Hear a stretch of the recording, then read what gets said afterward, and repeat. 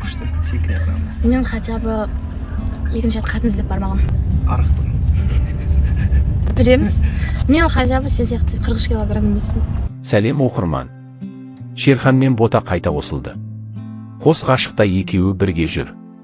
Махаббат қайта жанданды. Екеуі қайта танысып, бір-бірін танып жатқандай. Жас жұбайларға бақыт тілеп қояйық. Көрші туған күні болып, қайта бұрынғы қатысушылар жиналып қалғаны бар. Ал енді Бота мен Шерханның таныстығы қаншаға дейін жетеді екен? Қанша дегенмен де екеуінде қырсықтық бар басым.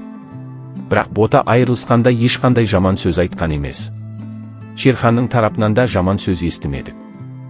Бота еркелеп мына жақтан қоймай. Бүгін бірге жүрсіңдер. Бір жақсы бір жаңалықтар бар сияқты-ау, а?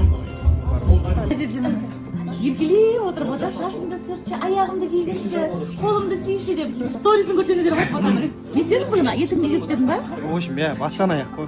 Кәдімгідей ғашық жігіт. Оқырман. Шерхан кеше ғашықтар күніне орай Ботаға тосын сый жасапты. Тағы бір қосылуға жаңа ұсыныстай болды. Енді қыздың назы бар дегендей, қанша арада реніш, ұрыс бар. Сол үшін де Ақбота Шерханға бір мүмкіндік беріпті. Қайта қосылатын секілді, Шерханның өзі де тек басы деп отыр. Әрекетін жасауға дайын екенін де айтқан болатын. Түсінбеген болар, бұл үлкен ұсыныс емес. Бұл өзімнің жіктік бірінші шагым. Әлі алда қаласа қайтадан барлығын орнына келтіруге тырысам. Барлығы бір Алланың қалауымен. Солай енді жастар қосылсын. Арада бал бар, сезімде өшкен емес. Бір үлкен жанұя болып, арада күліп ойнап жүре берсін. Сол араларында қосушы бұрынғы қатысушылар бар. Зухра бірінші жаңашыр деуге болады. Қосуға тырысып жүрген жанның бірі. Өзінің пікірінде айтып кеткен болатын.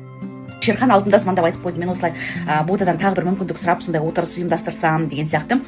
Шерхан букет құшақ гүлімен, енді Бота кішкене қырсыққаны бар, енді қыз болғаннан кейін қыздың назы бар деп айтамыз, е. Енді видеоны көрсеңіздер, ол жерде Бота айтып жатыр. Қабылдады, Сақинаны да қабылдады, Гүлді де қабылдады, и айтты. Я деп айтпаймын, бірақ добиваться ет деген сияқты. Енді өзінің кінаңды түсініп, жаңағы ары қарай қадамдарыңды жаса деген сияқты мүмкіндігін беріп жатыр, сонымен барлығымыз қуанып. Солай енді Ақбота жібігенді күтеміз. Ол да алыс емес секілді. Жастарға бақыт тілеп қояйық.